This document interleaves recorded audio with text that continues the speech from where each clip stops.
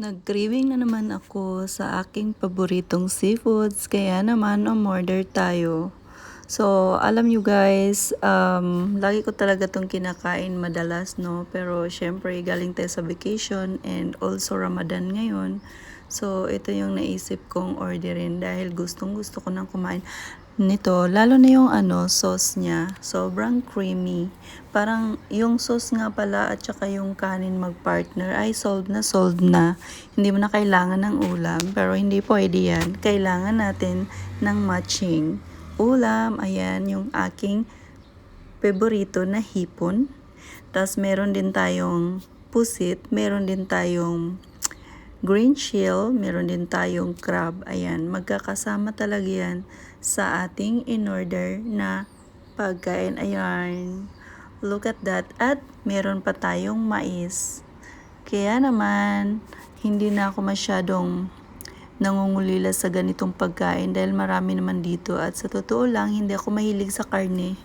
Mahilig talaga ako sa seafoods dahil lumaki din naman ako na tuyo lang ang ulam at saka partner ay kanin, okay na ako dun. Pero ngayon nag-level up lang tayo ng konti dahil may mga color na siya. Chares! So yan na guys, kain tayo guys dahil Ramadan, so iftar din naman ngayon. So ayan, panoorin nyo lang ang aking pagkain for today's video. Hindi kayo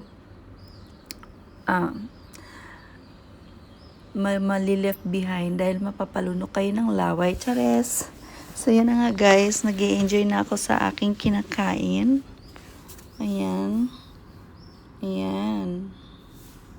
Alam nyo ba na feeling ko pumayat na ako sa sobrang stress galing sa bakasyon dahil nakaka-stress talaga yung lugar, yung mga tao sa paligid, bongga.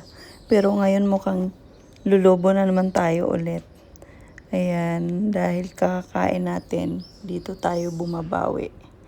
So, mas okay yatang mas stress dahil papayat ka. Pero dito, masarap ng buhay, kakain ka pa ng masarap, lulubo ka pa lalo.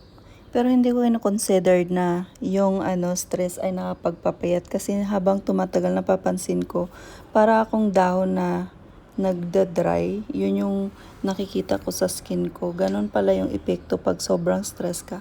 Kaya kain tayo and drink more water. Ganon lang gagawin natin dito. So, ang tawag dito ay potato balls.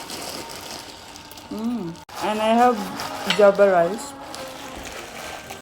And this is my seafood, mixed seafood. And this is our calamaris.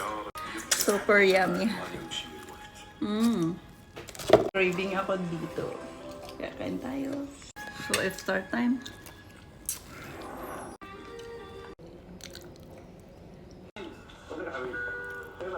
الحمد لله الحمد لله جات لك وسعيد عليك قالوا لي انت في مشوار فقلت بقى لازم اجي لك تاني بس انا حظي حلو لا ده انا